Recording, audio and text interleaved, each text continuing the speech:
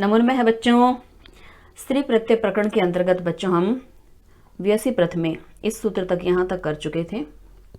इससे आगे का सूत्र आज हमें आरंभ करना है, तो देखते हैं इसके बाद कौन सा सूत्र आ रहा है बच्चों। द्विगोह। देखिए यह सूत्र है द्विगोह। द्विगु से क्या तात्पर्य है? द्विगु संज्ञा वाला समास अर्थात द्विगु समास। यहाँ द्विगु से अर्थ है द्विगु समास से। द्विगु समास से कौन सा स्त्री प्रत्यय हो रहा है बच्चों? यहाँ गेप। देखिए यहाँ इसमें नीचे द्विगु, इसकी वृत्ति में लिखा हुआ है द्विगु और गेप सयात, अर्थात द्विगु समास से स्त्रीलिंग में करना है तो कौन सा प्रत्यय होगा? गेप। इसका क्या अर्थ है? यहाँ द्विगु समास गीप से तात्पर्य क्या है बच्चों? स्त्री प्रत्यय। कौन सा यहाँ प्रत्यय लगेगा? गीप। गीप प्रत्यय हो गया। और यहाँ अब यहाँ देखिए द्विगु समास वाला शब्द स्त्रीलिंग में ले जाना है, स्त्रीत्व विवक्षा करनी है तो गीप प्रत्यय का प्रयोग होगा। लेकिन वह द्विगु समास कैसा होना चाहिए? यहाँ द्विगु समास का विशेषण क्या? अदंताद। वह अदंताद होना चाहिए। अदंताद क्या होते हैं बच्चों? इसमें अत है अंत में जिसके,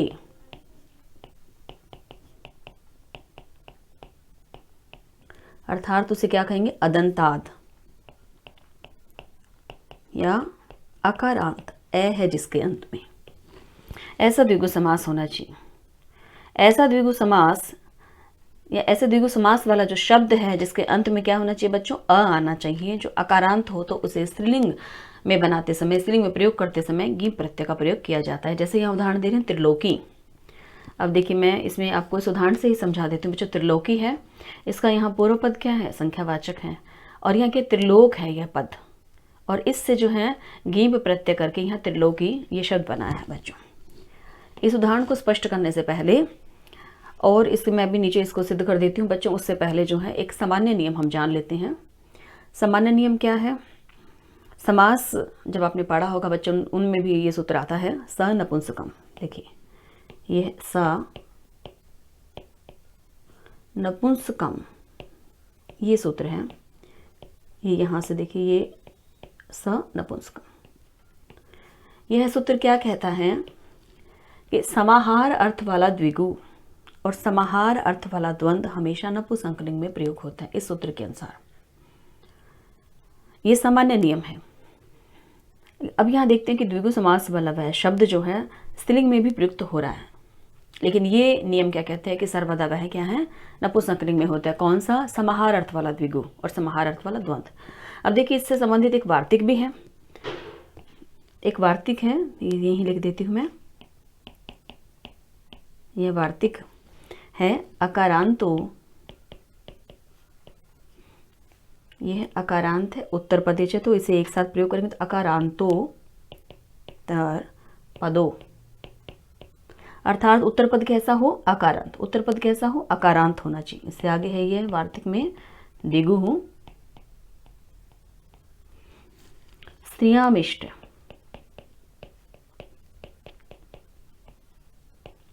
ये वार्तिक है बच्चों। इसमें क्या कह रही है? अकारांतो उत्तर पदो द्विगु स्त्रियामिष्ट, अर्थात ऐसा द्विगु जिसमें क्या है? जिसका उत्तर पद क्या होना चाहिए? अकारांत हो। अकारांत उत्तर पद वाला द्विगु ही स्त्रीलिंग में प्रयोग होता है। इस वार्तिक के अनुसार ऐसा इसका अर्थ है बच्चों। तो यहाँ आप देखते हैं अकारांत में कैसे है यह पद। इस उदाहरण को मैं आपको समझाती हूँ यहाँ। इसके बाद अब देखिए यह शब्द है बच्चों त्रिलोक। अब यह जो शब्द है द्विगु समास वाला है, तो यहाँ इस सूत्र से क्या? द्विगु समास वाला होना चाहिए। ये द्विगु समास वाला हो गया पद। इसके बाद दूसरी जो इसमें शर्त है वह क्या है कि अकारांत होना चाहिए। तो यह है त्रिलोक। ये देखिए इसमें अंत में ए है, अकारांत भी है यह। तो ये दोनों ही कंडीशन यहाँ इसमें पूरी हो रही हैं। तो ऐसे शब्द के साथ बच्चों कौन सा प्रत्यय होगा यदि उसे स्त्रीलिंग में ले जाना है? तो गीप प्रत्यय। अब आप ये जानते हैं कि गीप में से क्या शेष बचेगा? ई। प की हल्यंतम से इस संज्ञा होकर तत्से लोपे से लोप हो जाएगा, और इस ग की लश्क तदिते से इस संज्ञा होकर तत्से लोपे से लोप हो जाएगा। इसमें शेष क्या बचेगा बच्चों? ई। अब इसके बाद देखिए यह क्या बन गया? अब यहाँ त्रिलोक जमा ई, ये हो गया। अब यहाँ इस त्रिलोक में जो क में जो ए आया हुआ है बच्चों, क के बाद क्या है? ए है इसमें, तो उस आकार का लोप हो जाएगा। किससे? ये सेती जैसे। क्यों होगा? क्योंकि ये देखिए यचिभम सूत्र, यचिभम से क्या है बच्चों, यह हो या अच परे हो तो उससे पूर्व का क्या है, उसकी भ संज्ञा हो जाती है। तो यहाँ यचिभम, ये सूत्र हम पहले कई बार कर चुके हैं बच्चों। यचिभम लगेगा और यहाँ लगेगा यसेति च। यचिभम से क्या है, यह होना चाहिए, अच होना चाहिए, तो यहाँ पर ये अच है। इससे परे अर्थात इससे जो पहले जो शब्द है वो क्या हो जाएगी, उसकी भ संज्ञा हो जाएगी। और जिसकी भी भ संज्ञा होती है उसके अंतिम जो इसमें अंतिम जो वर्ण आ रहा है उसका लोप हो जाता है। किससे, यसेति जैसे। यहाँ पर अंतिम में क्या आ रहा है बच्चों, ए आ रहा है, तो यहाँ पे त्रिलोक में से क रह जाएगा और ए इसमें से लोप हो जाएगा। ये क्या बन गया, त्रिलोक जमा ई, इसे जोड़ेंगे तो यह पद क्या बन जाएगा बच्चों, त्रिलोकी। यही हमने इसमें सिद्ध करना था, देखिए त्रिलोकी। तो त्रिलोक के साथ यहाँ कौन सा प्रत्यय लगा, गीप, क्योंकि यह द्विगु समास वाला भी था और साथ में यह अकारांत भी था। तो ऐसे द्विगु समास संज्ञा वाले शब्दों से जो अकारांत होते हैं उन्हें स्त्रीलिंग में ले जाने के लिए कौन से प्रत्यय का विधान है बच्चों, गीप। अब देखिए यहाँ इसके साथ दो उदाहरण और दे रहे हैं। यहाँ दिया है त्रिफला और त्रिनिका, ये दोनों ही बच्चों अपवाद हैं। ये एक जो पद क्या है बच्चों, ये है त्रिफला, दूसरा है ये त्रिनिका। अब ये अपवाद कैसे हैं, इसमें आगे दिया हुआ बच्चों इसमें अजादित्वात्, अर्थात ये क्या है, दोनों ही शब्द, ये त्रिफल से त्रिफला बना है, ये त्रिनीक से त्रिनिका बना है। त्रिफला का क्या अर्थ होता है बच्चों, त्रियाणाम फलानाम समाहार है, तीन फलों का समूह। और यहाँ त्रिनिका का क्या अर्थ है बच्चों, यहाँ पर तीन तरह की सेनाओं का समूह, त्रियाणाम अनेका नाम समाहार है। तो बच्चों ये भी तो देखिए द्विगु समास के अंदर ही है। त्रिफल क्या है, अकारांत भी है त्रिफल और द्विगु समास संज्ञा वाला भी है। इसी प्रकार से त्रियनिक अकारांत भी है और द्विगु समास वाला भी है। तो इनके साथ यहाँ पर गीप प्रत्यय नहीं हुआ बल्कि यहाँ पर टाप प्रत्यय किया गया। देखिए टाप प्रत्यय करने पर क्या बन गया, त्रिफल में टाप करेंगे तो त्रिफला, त्रियनिक में टाप करेंगे तो त्रियनिका। यहाँ पर गीप प्रत्यय का प्रयोग क्यों नहीं हुआ, जबकि ये क्या था, हिरसो अकारांत भी है, द्विगु समास वाला भी है, ये दोनों ही शब्द ऐसे हैं। तो क्यों नहीं हुआ, इसका कारण क्या है बच्चों, क्योंकि ये अजादिगण में पठित हैं। अजादिगण में पठित होने के कारण बच्चों ये अज्य अदस्त टाप सूत्र से इसमें जो है टाप प्रत्यय का विधान हुआ और ये त्रिफल से त्रिफला, त्रियनिक से त्रियनिका बन के यहाँ पर गीप प्रत्यय नहीं हुआ। क्यों, क्योंकि ये अजादिगण में पढ़े गए हैं, इसका यही अर्थ है। इसलिए यहाँ पर ये बच्चों क्या बना, देखिए ये त्रिफल में कौन सा प्रत्यय जोड़ा बच्चों, टाप, और इसी प्रकार से त्रियनिक में भी कौन सा प्रत्यय इसमें प्रयोग किया है, टाप। इन दोनों में ही टाप प्रत्यय, टाप का भी आप जानते हैं आशेष व्यवस्था है। प की जो है इसमें बच्चों, प की क्या हो जाती है, हलंतम से संज्ञा, तस्य लोपे से लोप हो जाता है। और ट चोटू सूत्र है उससे इसकी संज्ञा हो जाती है, तस्य लोपे से लोप हो जाता है। शेष क्या बचता है बच्चों इसमें, आ। तो त्रिफल जमा में जब हमने आ किया इसमें तो क्या हो गया, वो त्रिफला। इसी प्रकार से बच्चों यहाँ पर भी यसेति च से आकार का लोप हो जाएगा और टाप का अ जुड़ जाएगा। ये दोनों ही शब्द जो हैं अजादिगण में पढ़े गए हैं, इसके कारण अजादिगण में पढ़ने के कारण बच्चों इनसे टाप प्रत्यय का प्रयोग हुआ है, यहाँ गीप नहीं हुआ इनसे। यदि ये अजादिगण में नहीं आते, जो अज्यादस टाप सूत्र से यहाँ टाप प्रत्यय नहीं होता, फिर इसमें गीप प्रत्यय का विधान होता। अब बच्चों इसके बाद देखते हैं इससे आगे जो सूत्र आ रहा है। सबसे पहले इस सूत्र में देखिए वर्णादनुदात उपधातो न, यह है सूत्र। अब इसमें सबसे पहले इसका जो है हम विच्छेद कर लेते हैं बच्चों। यहाँ पर क्या क्या आ रहा है इसमें, ये देखिए यह जो पद है इसका क्या अर्थ है, वर्णात। उसके बाद क्या है बच्चों,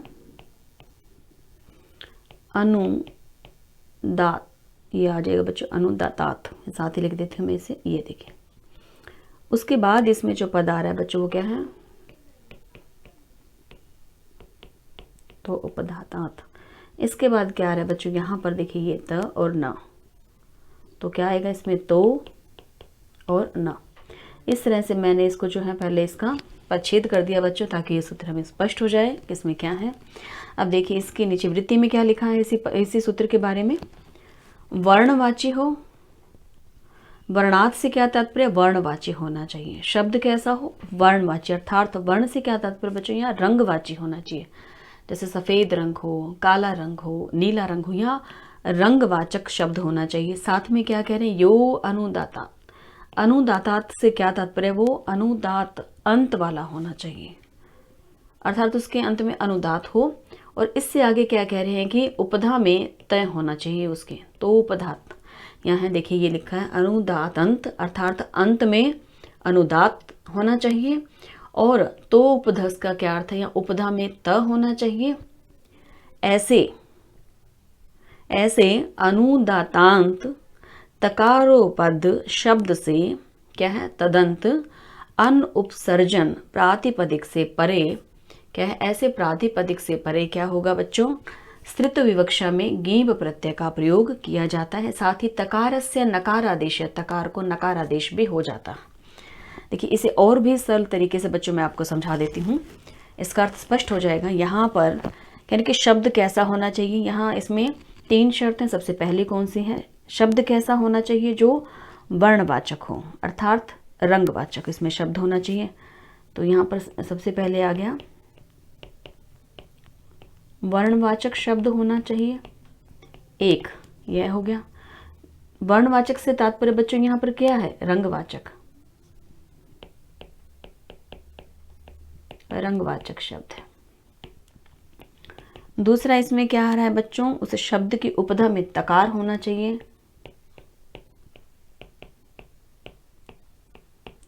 उस शब्द की उपधा में तकार होना चाहिए। तीसरा यहाँ पर क्या करें कि शब्द का अंतिम स्वर, उस शब्द का अंतिम स्वर अनुदात होना चाहिए। अब देखो बच्चों इसमें ये 3 कंडीशन है।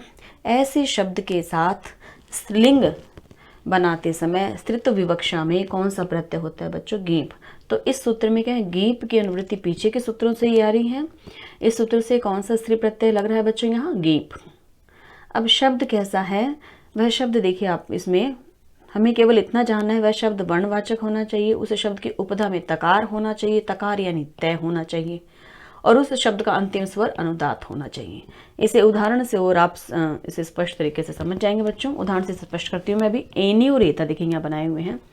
साथ ही बच्चों इसमें ये दो इसमें रूप बनेंगे, क्यों, क्योंकि यह जो सूत्र है वह विकल्प से कार्य करता है। इसमें जो ये कार्य हो रहा है ये विकल्प से है।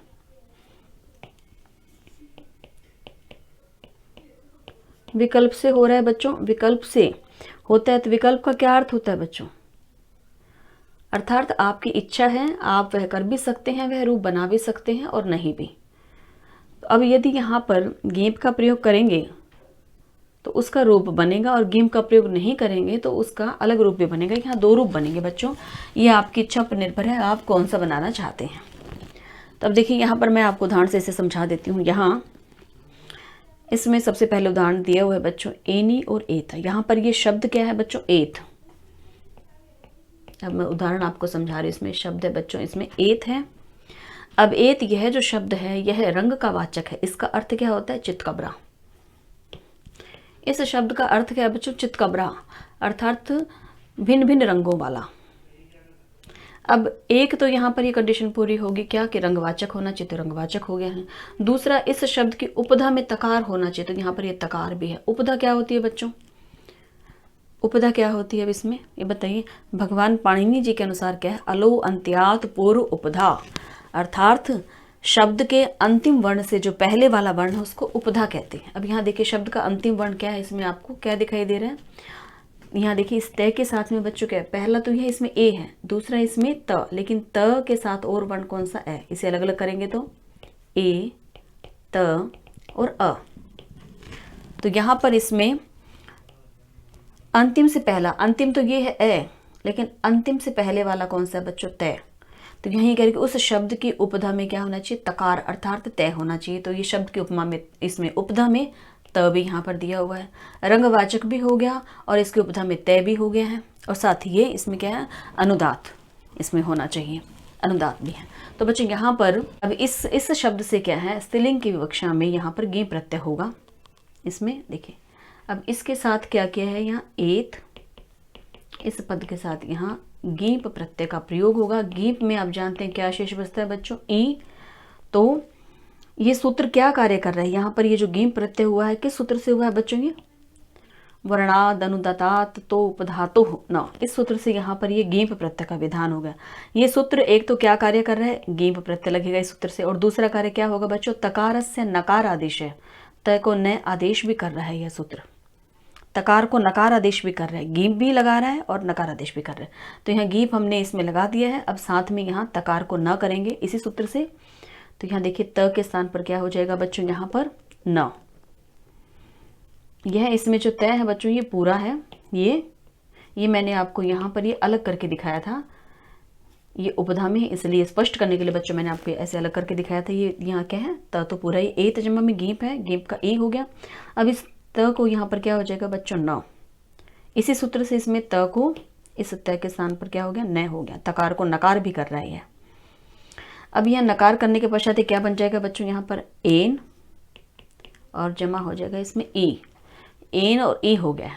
तो बच्चों इसके बाद आप जानते हैं यहाँ यचिभम, इसमें क्या लगेगा बच्चों, ये यचिभम, और उसके बाद कौन सा यसेति च, उन सूत्र से क्या हो जाएगा बच्चों, यहाँ पर एन के ए का लोप हो जाएगा, इसमें केवल क्या शेष रह जाएगा बच्चों, फिर ये न क्या हो जाएगा, आधा हो जाएगा।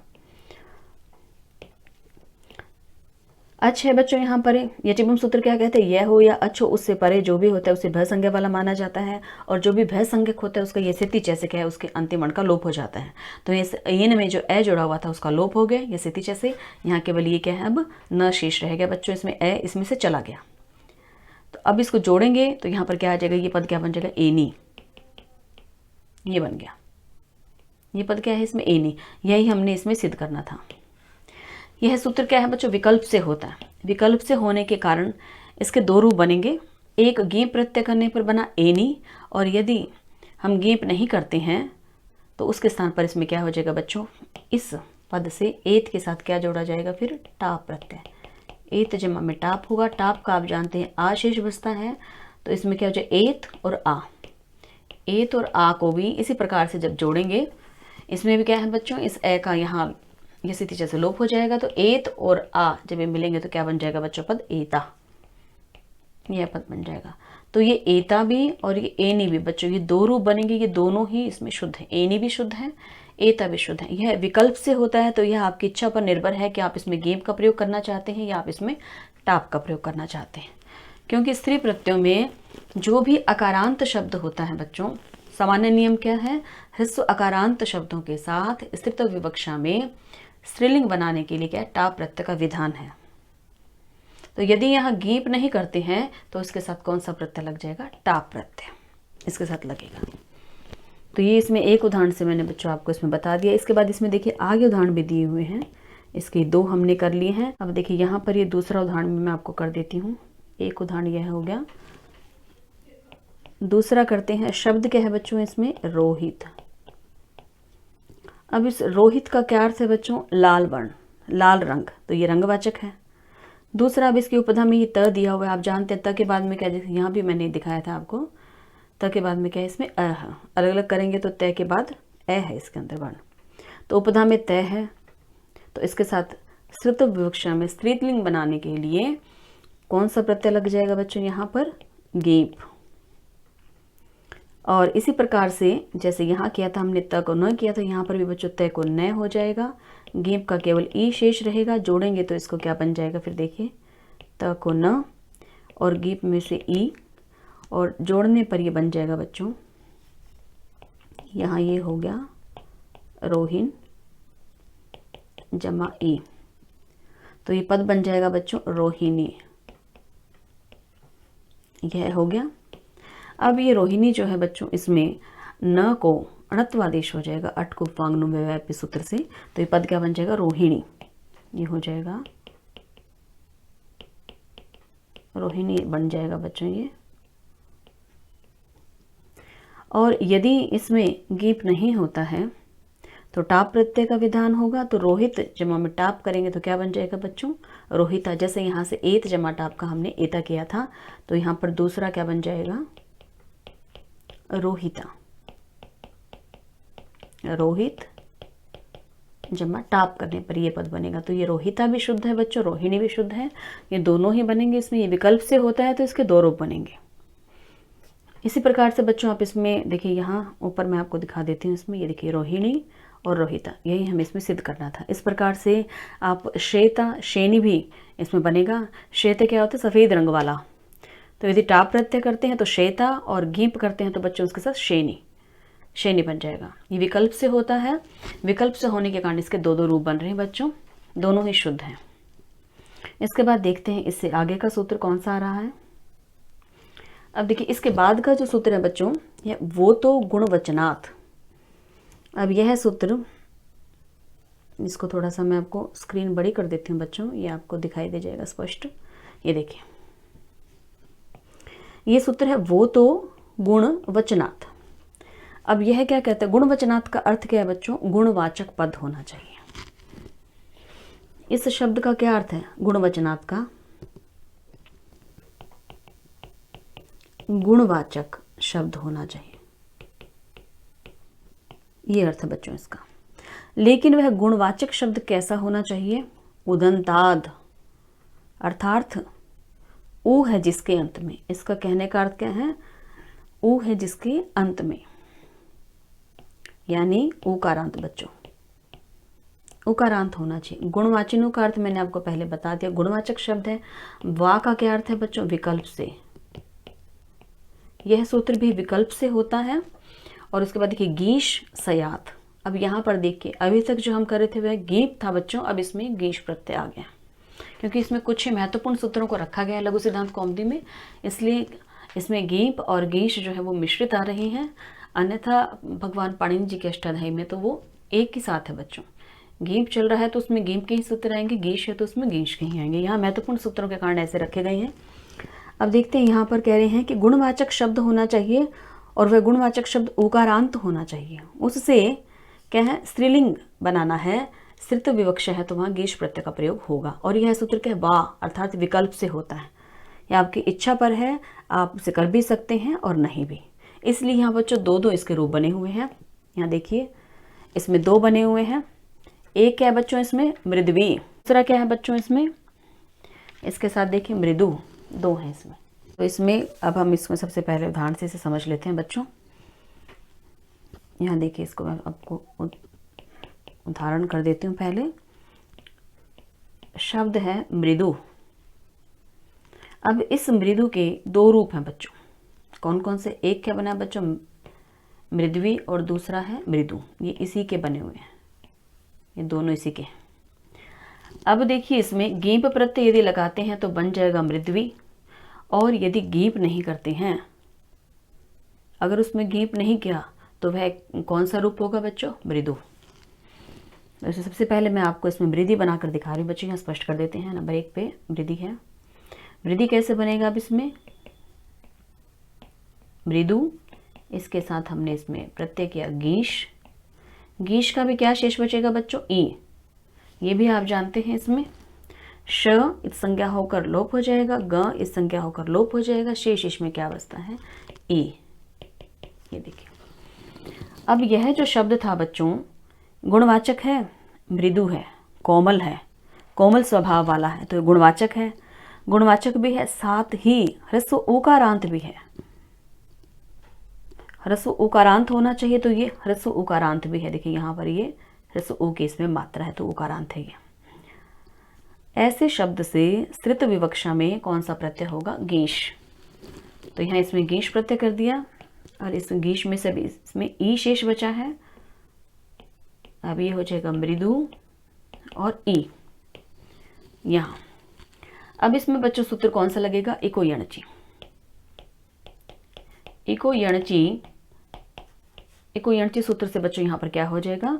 इसमें जो ऊ है उसको अर्थात उकार को वकार आदेश हो जाएगा, और यह पद क्या बन जाएगा? मृद्वी। जब इसे जोड़ेंगे तो मृद्वी हो जाएगा। मृद, ऊ और ई, और उसके पश्चात मृद और ऊ के स्थान पर व और ई होने पर यह पद क्या बन जाएगा बच्चों? मृद्वी। यह पद बनेगा। इसमें हमने यही सिद्ध करना था। मृद्वी हमने इसमें बना दिया है। यहाँ जो है बच्चों इसमें क्या है? यहाँ मृद्वी जो पद बना है इसके शब्द रूप कैसे चलेंगे? किसकी भांति? यहाँ नदी शब्द की तरह इसके रूप चलेंगे। जहाँ पर गीश नहीं हुआ तो वहाँ क्या करेंगे? इस मृदु शब्द को सु आदेश कर ऋतु होकर वहाँ पर क्या बन जाएगा बच्चों? मृदु। यह बनेगा। और इस मृदु जो है, ये इसके जो रूप बच्चों कैसे चलेंगे, मृदु, मृदु, मृदवा, धेनु शब्द की तरह बच्चों इसके चलेंगे। तो इसी प्रकार से जो है इसमें पटु शब्द है। पटु भी क्या है, ह्रस्व उकारांत है, और पटु जो है गुणवाचक भी है। तो उसमें क्या हो जाएगा, गीश प्रत्यय हो जाएगा। जैसे देखिए इसमें तो एक तो ये इसमें मृदवी बन गया है, दूसरा बच्चों इसमें क्या हो जाएगा, दूसरा जो रूप बनेगा वो कौन सा है, मृदु। ये इसमें सु इत्यादि विभक्ति लगकर और ऋतु आदेश होकर के मृदु बना हुआ है, तो दोनों ही जो है इसमें शुद्ध है।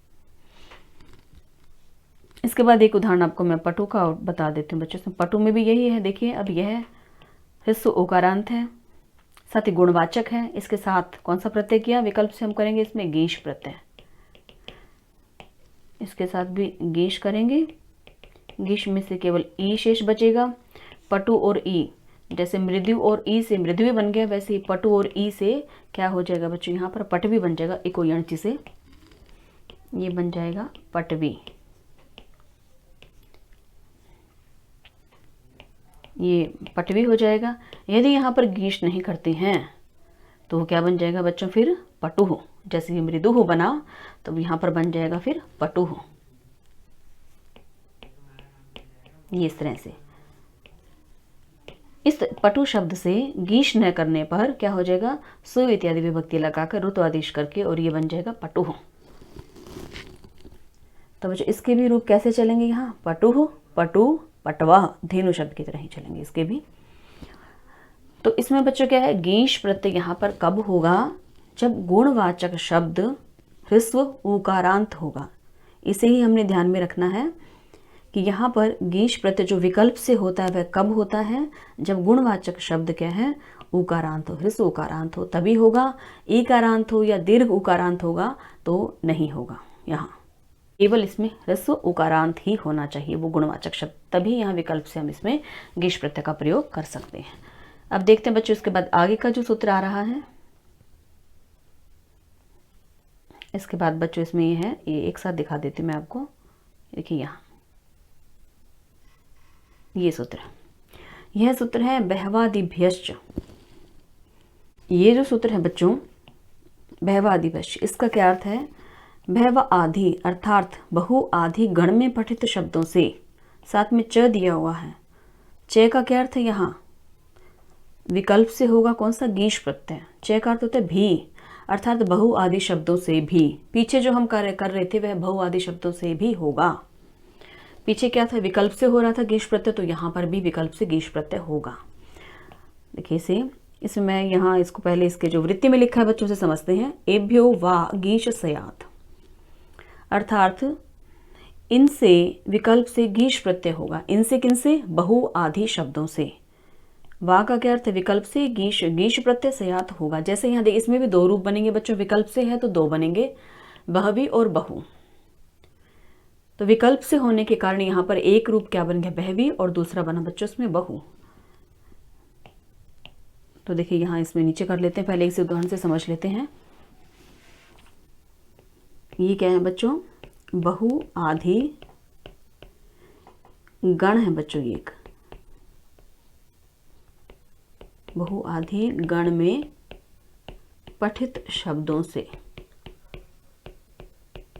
कौन सा प्रत्यय होगा बच्चों, गीश। और ये गीश क्या होगा, विकल्प से, विकल्प से होगा गीश प्रत्यय। तो इस सूत्र का इतना ही अर्थ है कि बहु आदि गण में पठित शब्दों से स्त्रीलिंग बनाते हुए, स्त्रीलिंग या स्त्रीत्व विवक्षा में गीश प्रत्यय का प्रयोग होगा, और वह कैसे होगा, विकल्प से होगा। हम इसे कर भी सकते हैं और नहीं भी कर सकते, अर्थात ये विकल्प से होने के कारण के हमारी इच्छा पर निर्भर करता है कि हमें इसमें गीश प्रत्यय लगाना है या नहीं लगाना। यहाँ देखिए इसमें पहले मैं आपको यह बहवी जो है सिद्ध करके दिखा देती हूँ बच्चों। यहाँ इसका उदाहरण देखते हैं, उससे यह और स्पष्ट हो जाएगा। यहाँ बहु और इसके साथ कौन सा प्रत्यय, गीश। गीश में से क्या बचा बच्चों, शेष ई, ये भी आप जानते हैं। और यहाँ इस ऊ को क्या हो जाएगा, इको यणचि से यहाँ उकार को वकार आदेश हो जाएगा। इको यणचि से ऐसा होगा, उकार आदेश हो जाएगा यहाँ। तो यह पद क्या बन जाएगा, देखिए ये है क्या, ब है इसमें से हमने ऊ बाहर निकाल लिया है और गेश का हो गया ई, और इस ऊ को जब वह आदेश हो जाएगा तो यह क्या पद बन जाएगा बच्चों, इसमें ये हो जाएगा बह भी। अब इसमें ये गेश प्रत्यय किस सूत्र से लगा है बच्चों, बहवादिभ्यश्च सूत्र से। इस सूत्र से बहु शब्द के साथ हमने विकल्प से कौन सा प्रत्यय लगाया, गेश। अब ये गेश जो प्रत्यय लगा है इसमें से ई शेष बच गया है, और यहाँ इस ऊ को क्या हो गया, यहाँ वह हो गया है, किससे, इको यणची से, और वह होने के बाद में यह क्या बन जाएगा, बहवी, बहवी बन गया बच्चों। यही हमने इसमें सिद्ध करना था। इसके बाद देखिए इसका जो दूसरा है बहु है, इसमें जो दूसरा दिया हुआ है, इस बहवी के रूप कैसे चलेंगे बच्चों, नदी की तरह ही चलेंगे। अब यहाँ यदि विकल्प से हम गीश नहीं करते हैं तो इसका रूप क्या रहेगा, ये बहु ही रहेगा। ये जो हमारा इसमें शब्द क्या था, ये बहु दिया हुआ है। जब इसे विभक्ति लगाकर सु आदि जो विभक्तियां लगाएंगे, ऋतु आदेश करेंगे, तो यहाँ पर ये पद क्या बन जाएगा, बहु। तो इसके बच्चों दो रूप बनेंगे, और ये दोनों ही शुद्ध हैं बच्चों, दोनों ही रूप। एक क्या बन गया इसमें बहवी, और दूसरा बनेगा इसमें बहु। ये कौन सा है, ये जो है बच्चों गीश प्रत्यय से युक्त है, और ये जहाँ गीश प्रत्यय नहीं लगा है तो वहाँ। तो बच्चों इसमें परीक्षा में जो प्रश्न पूछे जाते हैं बच्चों, इसमें जैसे देखिए बहवी, इसमें यह है शब्द दे दिया, और इसमें पूछा जाएगा किस बहवी शब्द में कौन सा स्त्री प्रत्यय प्रयोग किया हुआ है, तो आप इसमें कहेंगे गीश प्रत्यय है। और यदि इस तरह से ये बहु शब्द दे दिया कि यह बहु शब्द जो है किस सूत्र से पठित है, किस सूत्र में ऐसा कहा गया है, तो बहवादिभ्यश्च सूत्र है। सूत्र की इसमें अर्थ और व्याख्या भी आ सकती है बच्चों, और साथ में इसमें उदाहरण भी आ सकते हैं, ये आप जानते ही हैं, पाठ्यक्रम में मैं बता चुकी हूँ आपको पहले ही। तो जैसे देखिए मान लो इसमें यह पूछा गया बहवी जो शब्द है वह किस सूत्र के अंदर है या किस सूत्र का उदाहरण है, तो बहवादिभ्यश्च आपने इसमें उत्तर देना है, बताना है। अब देखिए हमने इसमें बहवी और बहु ये दोनों इसमें हमने कर ली हैं, दोनों ही रूप इसमें शुद्ध है। इसके बाद बच्चों इसमें यह जो बहु आदि जो गण है बच्चों, इसमें शब्द हैं, बहुत शब्द हैं इसमें, बहु, पद्धति, बारी, शारी इत्यादि शब्द हैं, और वह सभी शब्द जो हैं क्या है, इसमें विकल्प से उन सभी शब्दों के साथ गीश प्रत्यय होता है। ये गण है बच्चों, इसमें ये सभी शब्द हैं। अब देखते हैं इसके बाद आगे जो आ रहा है हमारा, इसके आगे बच्चों ये जो दिया हुआ है ये क्या है बच्चों, इसमें एक देखिए कृदि काराद तिन यह है, और एक सर्वतो अक तिन अर्थादित्य के, यह दो बच्चों गण सूत्र हैं। यह इसी वह आदि के अंतर्गत ही दो गण सूत्रों का उल्लेख है यहाँ पर। एक तो यह है बच्चों इसमें, और दूसरा ये दिया हुआ सर्वतो का जो है ये दो गण सूत्र हैं इसमें, ये इसी के साथ ही बच्चों ये बहवादिभ्यश्च के अंतर्गत ही हैं। तो यहाँ पहला जो इसमें गण सूत्र है वह क्या है, कृदि काराद कितन, यह है। इसका क्या अर्थ है देखते हैं। अब देखिए यहाँ इसमें इस पद में जो है क्या क्या दिया हुआ है, सबसे पहले देखिए यहाँ पर क्या है, कृत है। मैं इसे नीचे यहाँ लिख देती हूँ बच्चों। यह जो गण सूत्र है कृदि काराद कितन, ये ऐसे है बच्चों। इसमें अंत में इसमें क्या है बच्चों, विसर्गे हैं, विसर्गे लगी हुई हैं, ये है बच्चों ऐसे। एक तो यह था। सबसे पहले इस एक गण सूत्र को करते हैं, यह गण सूत्र है, इसी बहवादि के अंदर ही है बच्चों ये। तो इसका क्या अर्थ यहाँ दिया हुआ है, देखिए पहले सबसे पहले इसमें दिया कृत, इसका अर्थ है कृत। इसके बाद इसमें क्या आ रहा है बच्चों, इकारात, और इसके बाद इसमें क्या है शब्द, अक्तिन्नः, ये। अब देखिए यह आपको स्पष्ट हो जाएगा। इसका सबसे पहले हमने इसका पदच्छेद कर लिया, सूत्र का हमने क्या किया, इसके एक एक पद को अलग अलग कर लिया है, तो यह सरलता से समझ आ जाएगा बच्चों। सबसे पहले इसमें हम देखते हैं यहाँ कृत जो है इसका क्या अर्थ है, कृदंत। इकारात से यहाँ जो दिया हुआ पद इसका क्या तात्पर्य बच्चों, इकारांत। और अक तिन्न, इसका क्या अर्थ है, तिन्न प्रत्यय ना हो।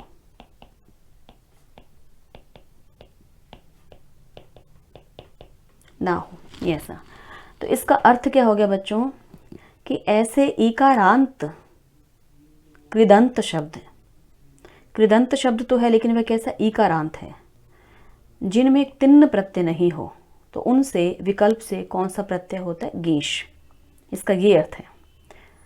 ऐसे ऐसे ईकारांत कृदंत शब्द जिनमें तिन्न प्रत्यय ना हो उनसे विकल्प से गीश प्रत्यय का प्रयोग होता है। यह गणसूत्र ऐसे कह रहा है, इसमें कौन सा प्रत्यय हो रहा है बच्चों, इससे भी गीश, और यह भी क्या है, विकल्प से होता है, विकल्प से। अब देखिए इस उदाहरण से समझते हैं। यहाँ जैसे बच्चों इसमें उदाहरण कौन सा दिया हुआ है देखते हैं। यहाँ दे रहे हैं रात्रि और ये रात्रि, दो इसमें है बच्चों, विकल्प से है तो दो रूप बनेंगे इसमें, तो इन उदाहरणों को सिद्ध करते हैं। यहाँ देखिए इसमें पद क्या आ रहा है बच्चों, यहाँ पर रात्रि, रात्रि है, उसके साथ यहाँ प्रत्यय कौन सा किया, गीश। गीश का आप जानते हैं क्या शेष बचता है बच्चों, ई। अब यह जो रात्रि जो शब्द है बच्चों, यह कैसा है, ईकारांत है। ईकारांत कैसे, देखिए इसमें ये ह्रस्व ई की मात्रा आई हुई है तो ईकारांत हो गया।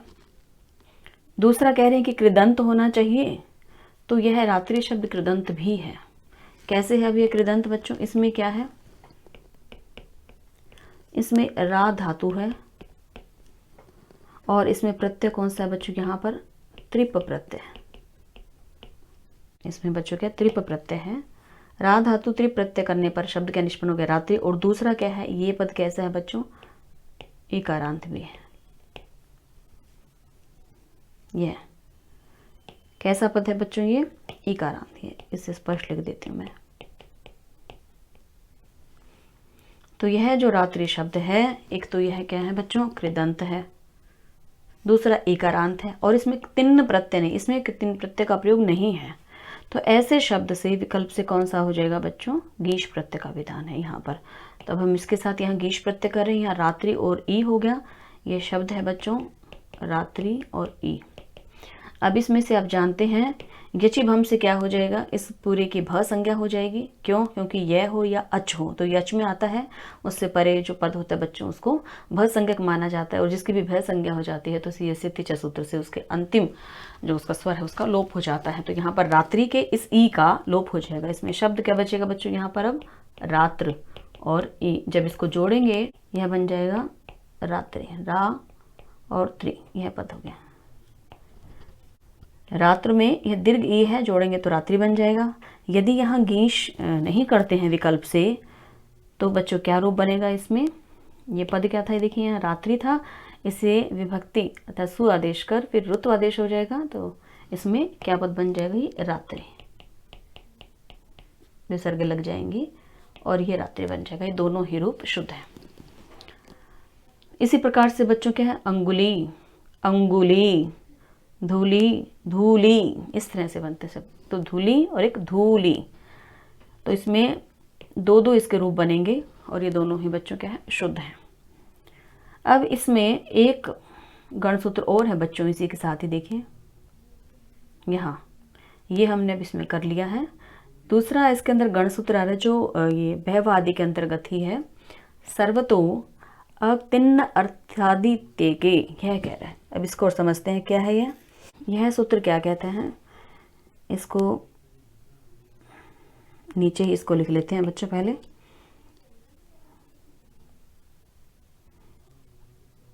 इसमें देखिए यहाँ जगह नहीं है, पर्याप्त जगह नहीं है। देखिए इससे ऊपर है बच्चों, तो यहाँ कर लेते हैं इसे, यहाँ जगह है। अब इसमें देखिए आप, यह दूसरा जो गणसूत्र है बच्चों क्या है, यह सर्वतो अतिन्न अर्थादि, ये है बच्चों ये गणसूत्र है दूसरा। ये क्या कहता है, अब इसमें देखिए ये सूत्र जो है बच्चों, ये गणसूत्र पूर्वोक्त जो गणसूत्र कहा गया, इससे पहले जो गणसूत्र कहा गया था उसको लक्ष्य करके बनाया गया है। तो यह क्या है, यह गणसूत्र पूर्व गणसूत्र से अत्यधिक बच्चों क्या व्यापक है। तो इस सूत्र में देखो क्या कहा गया है। सबसे पहले इसमें हम इसमें देखते हैं, यहाँ क्या दिया हुआ है, सर्वतो, यह जो है अर्थात सर्वतः, यह पद है इसमें। सर्वते का क्या अर्थ है बच्चों, सब तरह के, चाहे वो इकार हो, इसमें क्या इकार है, क्या है कि इकार हो, चाहे वो इकार कैसा होना चाहिए, कृत हो चाहे वो अकृत हो, इसका ये अर्थ है। सर्वत्र से तात्पर्य है क्या, सब तरह के। इसके बाद जो आगे पद आ रहा है इसमें देखिए, यहाँ है अतिन्न अर्थादि, यह है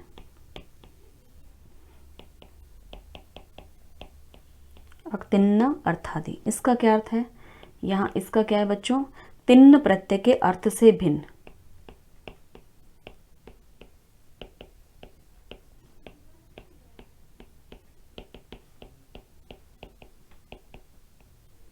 अर्थ से भिन्न, इकारांत शब्द, इसका ये अर्थ है, तिन्न प्रत्यय से भिन्न होना चाहिए वह।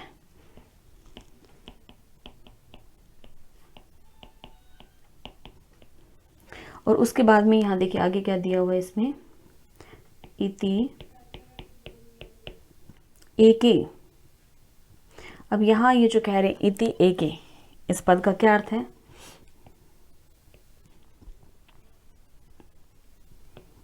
इसमें है बच्चों की कुछ आचार्यों का मत है।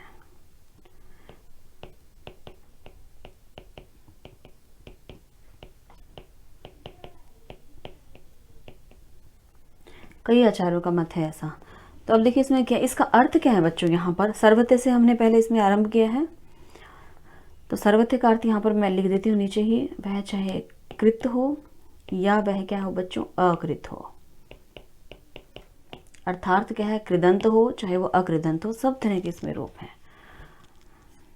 अब इसका अर्थ क्या हुआ बच्चों, कि तिन्न प्रत्यय की अर्थ से भिन्न कोई इकारांत या अर्थात कोई ईदंत प्रातिपदिक है, उससे स्त्रीलिंग कहना है, उससे स्त्रीत्व की विवक्षा करनी है, स्त्रीलिंग बनाना है, तो वहाँ विकल्प से कौन सा प्रत्यय होगा बच्चों, गीश। इसमें भी बच्चों गीश ही प्रत्यय होगा, इसी के अंतर्गत ही है भयवादी भय के, तो कौन सा प्रत्यय हो जाएगा, गीश। लेकिन कैसे होगा ये, विकल्प से, विकल्प से होगा बच्चों ये।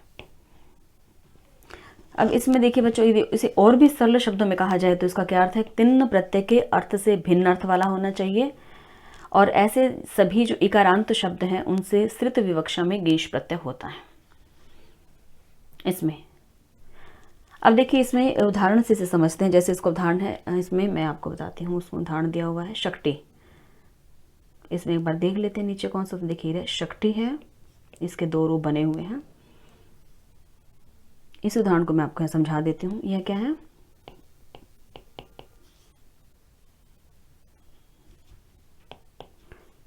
अब इसमें हम करते हैं, देखिए ये पद है शक्ति जमा गीश।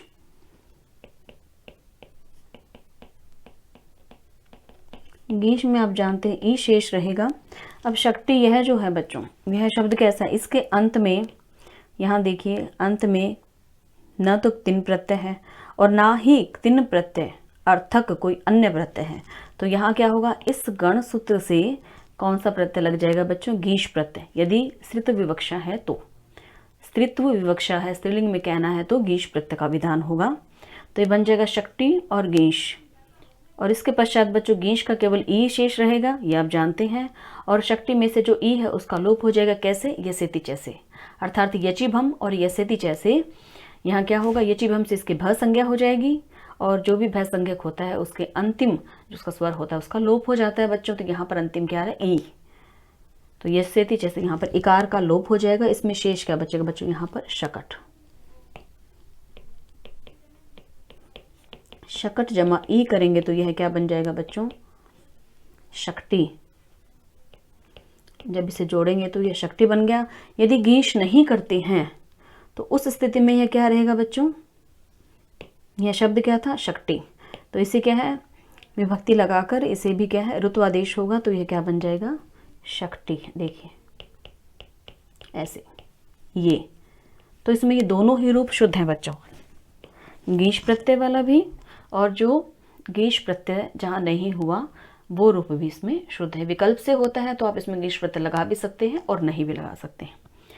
तो बच्चों अब इसमें यह पूर्व गण सूत्र से दो बातों में अधिक व्यापक है। कौन कौन से, इससे पहले के गण सूत्र में हमने क्या देखा था कि वहां तो केवल कृदंत था, उसमें क्या था, कृदंत संबंधी इकारांत शब्द होना चाहिए। इकारांत शब्द था लेकिन कैसा था, वो सिर्फ वो क्या है कि वह केवल कृदंत होना चाहिए, लेकिन यहाँ क्या कह रहे हैं, सर्वतः, अर्थात वह कृदंत हो चाहे कृदंत ना हो, ऐसे सभी ईकारांत शब्द हो, चाहे वो कृदंत है चाहे वो कृदंत नहीं है। तो यहाँ पर क्या हो गया, जैसे पूर्व गण सूत्र में क्या था, केवल कृदंत संबंधी इकारांत शब्दों से ही गीश का वैकल्पिक विधान था, लेकिन इसमें कृदंत हो या अकृदंत हो, किसी से भी संबंधित इकारांत शब्द से गीश का वैकल्पिक विधान है यहाँ पर। दूसरा यहाँ पर क्या है बच्चों, दूसरी इसमें क्या है कि पूर्व गण सूत्र में क्या किया था, केवल वह क्या था, तिन्न प्रत्यांतों से ही गीश का निषेध था, कि तिन्न प्रत्यांत नहीं होना चाहिए। लेकिन यहाँ पर इसमें क्या कह रहे हैं, तिन्न प्रत्यांत तो ना हो, और साथ ही क्या कह रहे, तिन्न प्रत्यय के अर्थ वाला भी ना हो, तिन्न प्रत्यय के अर्थ वाला भी कोई प्रत्यय साथ में ना लगा हुआ हो, उससे भिन्न होना चाहिए। तो अतः क्या है बच्चों, यहाँ पर इसका क्षेत्र व्यापक हो गया ज़्यादा पूर्व गण सूत्र से, कि उसमें बच्चों क्या था कि तिन्न प्रत्यय नहीं होना चाहिए, तो यहाँ तिन्न प्रत्यय के अर्थ से भिन्न प्रत्यय वाला, अर्थात उस प्रत्यय के अर्थवाचक भी कोई प्रत्यय नहीं होना चाहिए। ऐसे इकारांत शब्दों से बच्चों क्या होता है, यहाँ पर क्या कहा गया, ऐसा इदंत है, ऐसा इकारांत है, तो क्या होगा, उससे गीश का निषेध कहा गया है बच्चों यहाँ पर। अर्थात इसमें देखिए यहाँ तीन प्रत्यय भी नहीं है, तीन प्रत्यय से क्या है, उसके अर्थ वाला कोई अन्य प्रत्यय भी यहाँ पर नहीं दिया हुआ है, तो यहाँ पर क्या है, विकल्प से गीश लग जाएगा। यही है बच्चों इसमें ये, इसलिए इसका क्षेत्र अधिक व्यापक है बच्चों। इसको इस दूसरे गणसूत्र का जो है, इन्हीं दो बातों में यह अधिक व्यापक है, क्योंकि यहाँ पर क्या कर दिया, पहले कृदंत था तो यहाँ पर कृदंत के साथ अकृदंत भी कह दिया। पहले क्या था, केवल तिन प्रत्यय वाला ना हो, लेकिन यहाँ पर तिन प्रत्यय वाला तो ना हो, वो तो है ही, साथ में तिन प्रत्यय के अर्थ से युक्त भी कोई प्रत्यय ना हो, उसके तिन प्रत्यय के अर्थ को दर्शाने वाला भी कोई प्रत्यय ना हो, साथ में क्या है, इकारांत हो, लेकिन ऐसा उसके अर्थ को बताने वाला भी प्रत्यय नहीं होना चाहिए। तो उन्हीं शब्दों से बच्चों यहाँ पर क्या है, गीश प्रत्यय लगाया जाएगा। और गीश प्रत्यय क्या है, वैकल्पिक विधान है, विकल्प से होता है, आप इसे लगा भी सकते हैं और नहीं भी लगा सकते हैं। तो बच्चों आज हम इसमें इसी सूत्र तक करेंगे। यह सूत्र बहवा आदि भ्यश्च, ये सूत्र हमारा पूरा हो गया। इसके दो ये देखिए यहाँ इस सूत्र के यह दो गण सूत्र भी हमने कर लिए हैं साथ ही। इसके बाद बच्चों इससे आगे का अगले लेक्चर में करेंगे। तब तक के लिए अस्तु, नमो नमः।